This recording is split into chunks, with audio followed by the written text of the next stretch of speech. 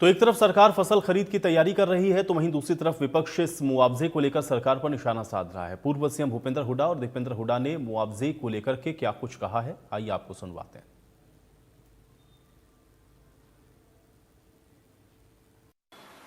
कम से कम जैसे हरियाणा का बड़ा भारी नुकसान है। अब 14 लाख एकड़ फसल खराब हो गई, उसका देखो ना, लगा लो कितना हो गया। कम से कम 50,000 रुपया प्रति एकड़ मिलना चाहिए। लेकिन सबसे पहले तो बात यह है, पूरे हरियाणा को बाढ़ग्रस्त डिक्लेयर करना चाहिए।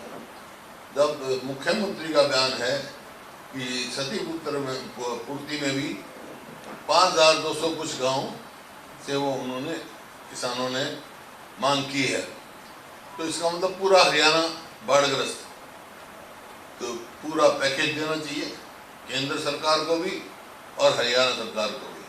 बाढ़ की स्थिति आने के बाद दूसरा पहलू होता है प्रशासन की विफलता से आई हो, चाहे प्रशासन मदद करे, पैकेज की घोषणा करे। पंजाब में हो गया, हिमाचल में हो गया, राजस्थान में हो गया, दिल्ली में हो गया, उत्तराखंड में हो गया।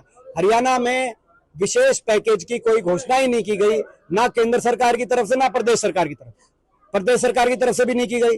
कल प्रधानमंत्री जी ने भी जो सेंटर लेवल से करी है, उसमें भी हरियाणा का जिक्र नहीं आया। आज आप देखो कितनी विडंबना है। एक तरफ पंजाब में प्रति एकड़ 20,000 मिनिमम मुआवजा मिल रहा है, उससे ज्यादा 20,000 प्रदेश सरकार देगी, बाकी सेंटर से जितनी।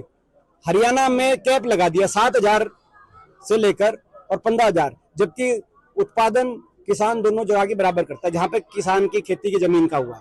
हरियाणा में कहीं जो घरों का नुकसान हुआ है, गरीब आदमी के घर इसमें सबसे ज्यादा प्रभावित है, चाहे गाँव में हो चाहे शहरों की कॉलोनियों में हो।